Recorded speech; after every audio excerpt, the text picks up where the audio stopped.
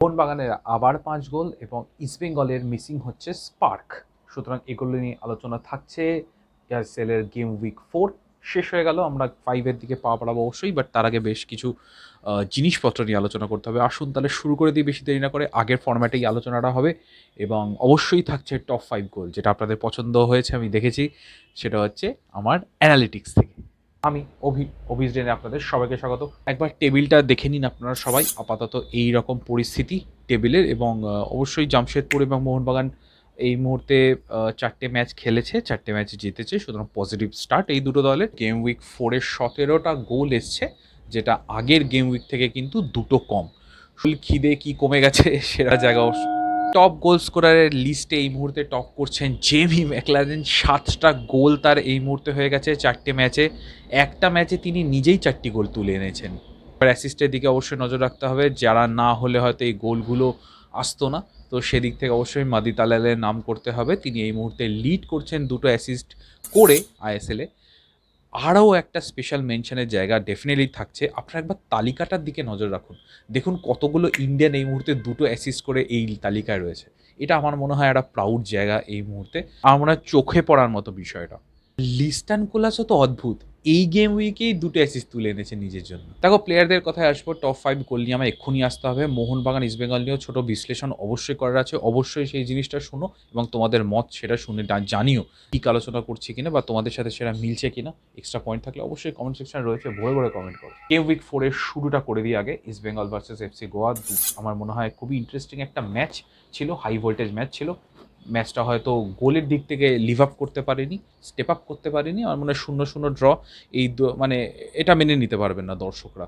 সিগো একটা স্ট্র্যাটেজি নিয়েছিল, তাতে তারা সাকসেসফুল, এটা বলা যায়। খুশি হতাম ইস্টবেঙ্গল প্লেয়ারদের যদি থ্রাস্টটা আর একটু বেশি থাকতো 3 পয়েন্ট নেওয়ার জন্য। Second match of course Mohun Bagan versus Odisha FC, 5-1 score line. এটা তোমরা সবাই এই মুহূর্তে জানো, সবাই আনন্দ করেছো, ওয়াচালংও দেখেছো আমার সাথে। জেমি ম্যাকলারেনের একটি ম্যাচে 4টি গোল, এরকম উদাহরণ আইএসএলে আরেকটা আছে কিনা সেটা আমার মনে হয় এক্ষুনি তো মনে পড়ছে না, খুঁজতে হবে আমায় গুগলে। নেক্সট ম্যাচটা আসি, সেটা হচ্ছে Mumbai city FC versus sporting club Delhi. ম্যাচটা 2-2 ড্র হয়েছে এবং এক্সাইটিং ম্যাচ, যেটা দেখা যাচ্ছে স্কোর লাইন এরকমই খেলা হয়েছে। দুটো দলই আমার মনে হয় ম্যাচের রেজাল্ট নিয়ে খুশি হবে, কারণ ইভেনই ছিল সত্যি কথা বলতে। সে আরেক প্রধানের কথায় মোহামেডান এসসি তারা হোস্ট করলো বেঙ্গালুরু এফসিকে। বেঙ্গালুরু এফসি 2-1 গোলে এই ম্যাচটি তারা জিতে নেয় বটে, বাট আমার মনে হয় লাস্টের দিকে মোহামেডান যেরকম চেপে ধরেছিল, ম্যাচের রেজাল্ট অন্য কিছু হতে পারতো। বাট আমি খুব খুশি মোহামেডান এরকম খেলায়, স্পেশালি বেঙ্গালুরু এগেনস্টে এরকম পারফরমেন্স করায়। নেক্সট ম্যাচ সেটা হচ্ছে জামশেদপুর ইন্টার কাশির ফার্নেসে খেলা হয়েছে, মানে জামশেদপুরে 1 গোল হয়েছে বটে।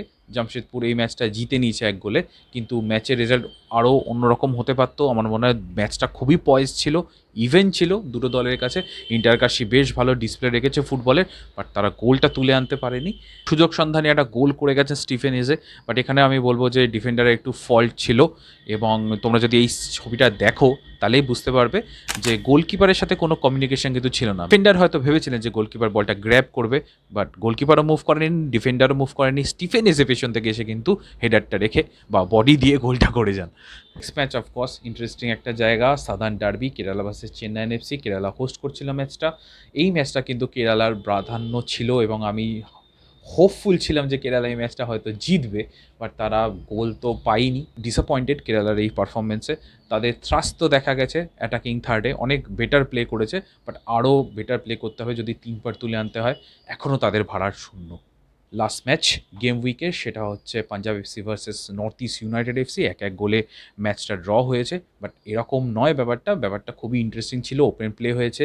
পিচটা আমি বারবারই দেখছিলাম, খুব একটা ভালো লাগেনি। যত ম্যাচ গড়াচ্ছিল পিচটা আরও তার রূপ বের করে দিচ্ছিল। ওদিকে নাইবা গেলাম, পার্থিব গগৈ গোল পেয়েছেন, এফিয়ং একটা এফিশিয়েন্ট ফিনিশ করেছে, এটাই একটা পাওনা।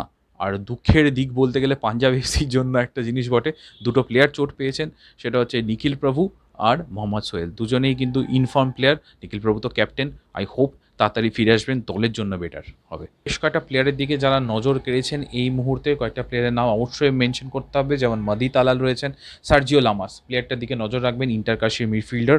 ডেভিড র্যামিরেজ পাঞ্জাব এফসির জন্য যথেষ্ট পরিশ্রম করছেন তিনি। একটা ইন্ডিয়ান প্লেয়ার ভালো নজর কেড়েছেন ওড়িশা ম্যাচটায় মোহনবাগানের বিরুদ্ধে, কোয়ার্লিংকে আরও গেম টাইম পেতে হবে এবং আরেকটু বেটার করতে হবে। আইজাক এবং পুইটিয়ার সাথে সাথে কোয়ার্লিং কিন্তু একটা ভালো জায়গায় নিয়ে আসতে পারেন ওড়িশা এফসিকে যত সিজন এগোবে।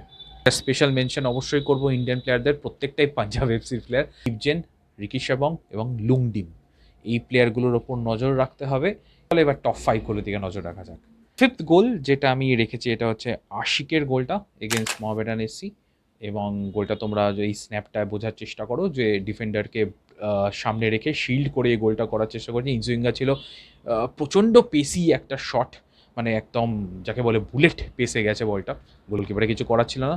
নাম্বার 4 আমি দুটো গোল রাখবো, একটা হচ্ছে মনোজ মোহাম্মদের গোলটা যেটা মুম্বাই সিটি এফসির এগেনস্টে তিনি করেছেন, আর একটা হচ্ছে মহিতোষের গোলটা যেটা মহিতোষ বেঙ্গালুরু এগেনস্টে করেছে। দুটো এক শটে গোল, অফকোর্স দুটোই তাই, মহিতোষের গোলটাও তাই। নাম্বার 3 আমি দুটো গোল রাখতে চাই, মোহনবাগানেরই দুটো প্লেয়ারের গোল। একটা হচ্ছে ম্যাকলারের ফার্স্ট গোলটা যেটা তিনি হেডার কনভার্ট করেন গোলে, আমার মনে হয় এটা 50 ফিনিশ তো ডেফিনেটলি, বাট ওই জায়গায় পৌঁছে যাওয়া একটা প্লেয়ারের পক্ষে সেটা খুব ইম্পর্টেন্ট, এবং যেমন ইজি দেখতে লেগেছে অত ইজি হয় না।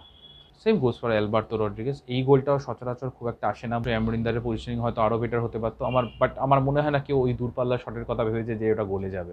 নাম্বার 2 আমি রাখতে চাইবো নওফলের গোলটা যেটা স্পোর্টিং ক্লাব দিল্লির এগেনস্টে তিনি করেছেন, অসাধারণ ফিনিশ। গোলটাও ডিফেন্ডারকে শিল্ড করে তিনি বলটা রেখেছেন, একটা ইনসুইঙ্গার ছিল, বলটা ভালো সুইং করেছে, বলটার পেস একদম পারফেক্ট ছিল, গোলকিপার জায়গায় থাকলেও আমার মনে হয় রিচ করতে পারতেন না।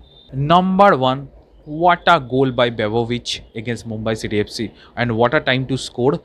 একটা দুর্দান্ত টাইমে দুর্দান্ত গোলটি তিনি করেছেন। প্রথমে বডিতে রিসিভ, একটা টাচে ডিফেন্ডার কেটে গেল, আরেকটা টাচে আরেকটা ডিফেন্ডার কেটে গেল, লাস্ট টাচটায় তিনি মোটামুটি পজিশন পেয়ে গেছিলেন এবং সেখান থেকে শট করেন, গোল হয়ে যায়। এখানে একটা লক্ষণীয় ব্যাপার আছে, 41 জার্সি স্পোর্টিং ক্লাব দিল্লির একটা দূরপাল্লার শট নেয়, সেটা সাহিল পানওয়ারের গায়ে লেগে ডিফ্লেক্টেড হয় এবং বেবোভিচের কাছে যায়।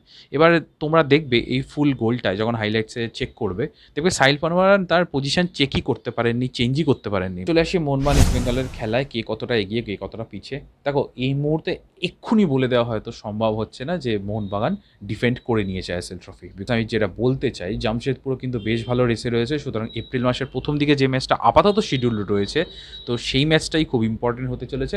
একটা ইঙ্গিত বহন করবে এই ম্যাচটা যে কে আইএসএল এর দিকে একটু এগিয়ে গেল আপাতত সেটা। এবার পরে কোনো টিম টেক্কা দিল কিনা, বা এই দুটো দল মানে মোহনবাগান জামশেদপুর তাদের ফর্ম লস করে কিনা, সেটাও একটা দেখার বিষয় রয়েছে। এবং ইস্টবেঙ্গলের দিকে বলি, ইস্টবেঙ্গলের যেটা প্রথমে শুরু করেছিলাম, স্পার্ক মিসিং কেন এই জন্য বলছি, এটা শুধু কিন্তু মিগুয়েলের জন্য নয়, মিগুয়েল একটা ভালো ক্রিয়েটার, ভালো প্রোভাইডার অফকোর্স, কিন্তু আমার মনে হয় আরও কয়েকটা প্লেয়ারকে স্টেপ আপ করতে হবে এক্ষেত্রে।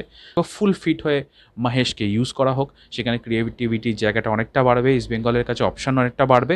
বাকি আমি পুরোটাই অস্কার ভুজনের কাছে ঠেলে দিতে চাইবো যে তিনি কী কী স্ট্র্যাটেজি তুলে আনেন বা কী কী খেলা উপহার আমাদেরকে দেন। এই মুহূর্তে একটু পিছিয়ে পড়েছে এটা বলা যায়, বাট মনে হয় কামব্যাকের জায়গা তো ডেফিনেটলি রয়েছে।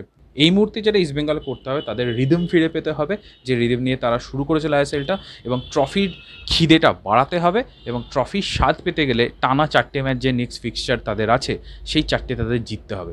চলো এই বলেই আজকের ভিডিওটা এই মুহূর্তে শেষ করছি। আশা করি ভালো লাগলো, যদি ভালো লাগে লাইক অবশ্যই করো, তোমাদের মতামত কমেন্ট করো, নতুন হলে অবশ্যই সাবস্ক্রাইব করো। চলো দেখা হচ্ছে পরবর্তী।